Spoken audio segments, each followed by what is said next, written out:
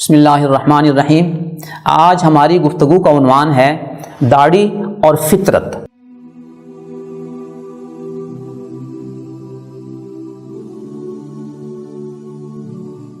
ہمارے ایک media scholar نے دین اسلام کو جب اپنے مخصوص فکر میں پیش کیا تو انہوں نے اپنی کتاب میزان کے صفحہ 14 پر سنت کے حوالے سے جو اعمال دینیہ پیش کیے وہ 26 اعمال ہیں۔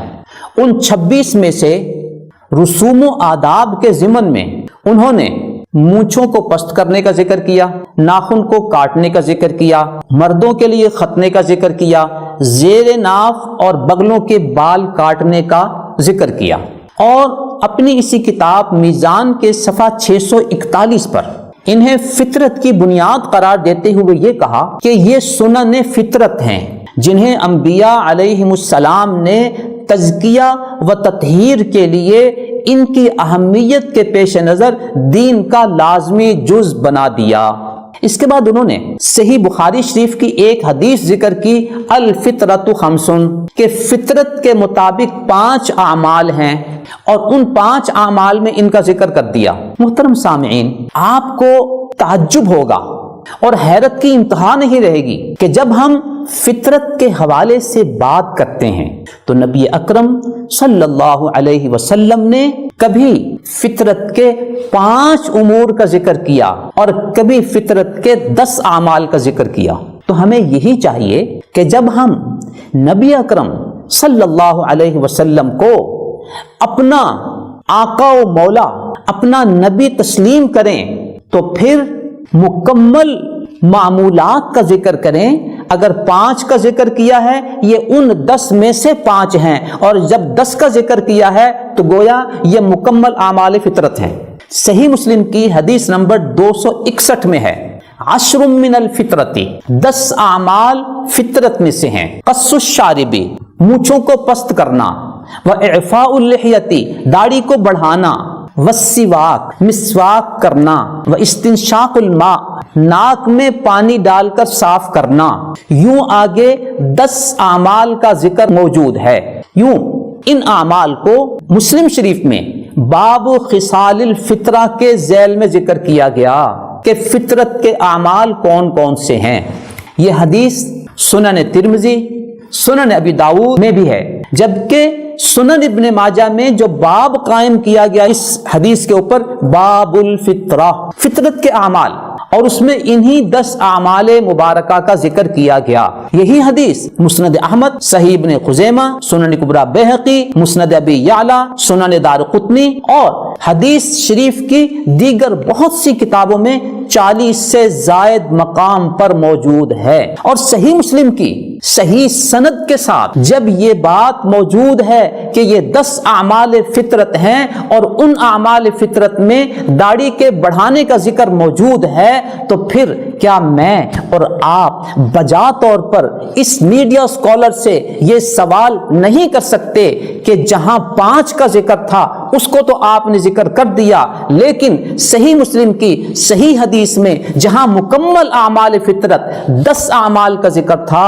ان 10 کو کیوں ذکر نہیں کیا؟ یقیناً آپ اصل نقطے پر پہنچ چکے ہوں گے کہ ان 10 والے عمل میں چونکہ داڑھی بڑھانے کا ذکر ہے، اور یہ داڑھی نہ خود موصوف کی ہے اور نہ ہی وہ اس کو دین سمجھتے ہیں، جیسے کہ انہوں نے اپنی مقامات صفحہ 238 پر یہ کہہ دیا کہ یہ دین کا حکم نہیں ہے۔ جب وہ اس کو دین تسلیم نہیں کرتے، نہ خود اس پر عمل پیرا ہیں، تو ظاہر ہے انہوں نے اس حدیث کو ذکر نہیں کرنا تھا، اس کو چھپانا تھا۔ محترم سامعین، کتنی خطرناک صورتحال ہے۔ میں وہ بڑا لفظ استعمال تو نہیں کرتا، لیکن کتاب کے ایک صفحے کو پڑھ لینا اور ایک صفحے کو چھپا لینا، یہ کن کا عمل تھا وہ آپ کو معلوم ہے۔ یہ حدیث ان پر مخفی نہیں، لیکن نہ ذکر کرنے کا جو مقصد تھا وہ آپ کے سامنے یقیناً آ چکا۔ اب میں انہی کی ایک کتاب میزان کی عبارت آپ کو پڑھ کر سناتا ہوں، اور پھر فیصلہ ان پر اور آپ پر چھوڑتا ہوں کہ وہ اپنے بارے میں کیا رائے قائم کریں گے خود اپنی تحریر کی روشنی میں۔ وہ حدیث شریف کے بارے میں اپنی کتاب میزان کے صفحہ 15 پر لکھتے ہیں کہ اس دائرے کے اندر البتہ اس کی حجت یعنی حدیث شریف کی حجت ہر اس شخص پر قائم ہو جاتی ہے جو اس کی صحت پر مطمئن ہو جانے کے بعد رسول اللہ صلی اللہ علیہ وسلم کے قول و فعل یا تقریر و تصویب کی حیثیت سے اسے قبول کر لیتا ہے۔ اب اس کی صحت پر تو اطمینان ہے کہ صحیح مسلم میں یہ حدیث موجود ہے۔ آگے لکھتے ہیں اس سے انحراف پھر اس کے لیے جائز نہیں رہتا، یعنی اس حکم سے انحراف پھر اس کے لیے جائز نہیں رہتا، بلکہ ضروری ہو جاتا ہے کہ آپ صلی اللہ علیہ وسلم کا کوئی حکم یا فیصلہ اگر اس میں بیان کیا گیا ہے تو اس کے سامنے سر تسلیم خم کر دے۔ تو جب یہ حدیث ثابت ہے تو پھر اس کے سامنے سر تسلیم خم کر دینا چاہیے، اور اگر اس کے سامنے سر تسلیم خم نہیں کرنا تو پھر اپنی ہی اس عبارت کی روشنی میں اپنے بارے میں کوئی فیصلہ کر لینا چاہیے کہ کیا وہ صحیح مسلم کی اس حدیث کی صحت پر مطمئن نہیں ہے۔ اگر مطمئن ہے تو پھر اس کے سامنے سر تسلیم خم کر دینا چاہیے تھا، لیکن حقیقت حال آپ پر مخفی نہیں ہے۔ آپ روزانہ چینل پر ان کو ملاحظہ کرتے ہیں، ان کو دیکھتے ہیں کہ انہوں نے اس حدیث کے حکم کے سامنے سر تسلیم خم نہیں کیا ہوا۔ نہ صرف یہ کہ خود سر تسلیم خم نہیں کیا، بلکہ وہ اس کے سامنے یوں ڈٹ کے کھڑے ہیں اور اس حکم کے مقابلے میں اس سے انحراف کرتے ہوئے کہتے ہیں کہ یہ دین کا حکم نہیں ہے، جیسے کہ انہوں نے مقامات صفحہ 238 پر اس کا ذکر کیا ہے۔ محترم سامعین، تیسرے نمبر پر آپ یہ دیکھیں کہ صحیح مسلم میں یہ حدیث موجود ہے، اور وہ اپنی کتاب مقامات کے صفحہ 160 پر کسی حدیث کے اتھارٹی اور ایتھینٹک ہونے کے لیے اس بات کا ذکر کرتے ہیں کہ وہ امہات کتب حدیث میں ہو، صحیح بخاری، صحیح مسلم اور موطا میں۔ جب یہ حدیث صحیح مسلم میں موجود ہے تو یہ ثابت ہے، جب یہ ثابت ہو گئی تو پھر اس کی صحت پر مطمئن ہو جانا چاہیے، اور مطمئن ہو کر اس کے سامنے سر تسلیم خم بھی کر دینا چاہیے۔ لیکن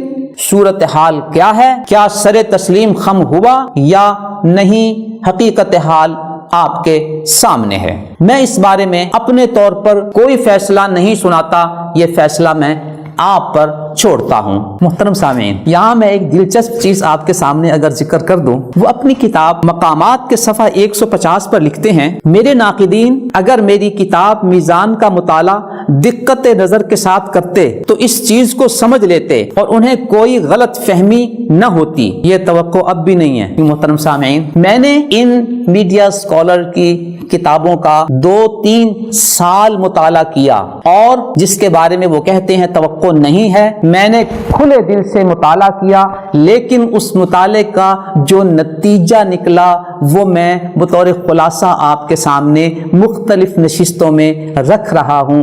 اللہ تعالیٰ مجھے اور آپ کو صحیح فیصلہ کرنے کی توفیق عطا فرمائے، اور نبی اکرم صلی اللہ علیہ وسلم کے ارشادات مبارکہ، احکام مبارکہ کے سامنے سر تسلیم خم کرنے کی توفیق عطا فرمائے، اور ان کے مقابلے میں اپنی ایک ذاتی رائے قائم کرنے سے اللہ تعالی ہمیں بچائے کہ یہ نبی کی مخالفت کے زمرے میں آتا ہے۔